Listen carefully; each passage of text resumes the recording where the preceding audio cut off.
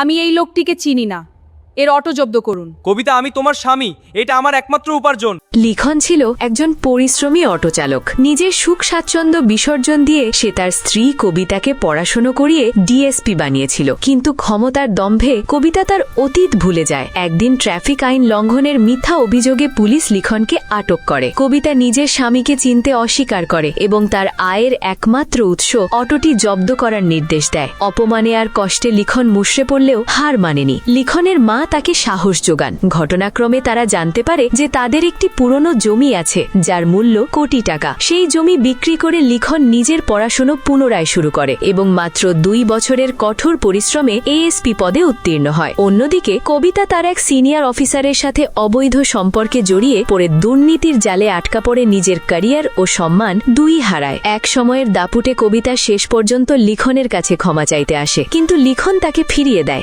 ঘৃণা আর অনুশোচনায় দগ্ধ হয়ে কবিতার করুণ পরিণতি ঘটে। লিখন তার কাজের মাধ্যমে প্রমাণ করে দেয় যে সততা আর পরিশ্রম থাকলে শূন্য থেকেও শিখরে পৌঁছানো সম্ভব, কিন্তু অহংকার আর বিশ্বাসঘাতকতা মানুষকে অতল গহ্বরে তলিয়ে দেয়।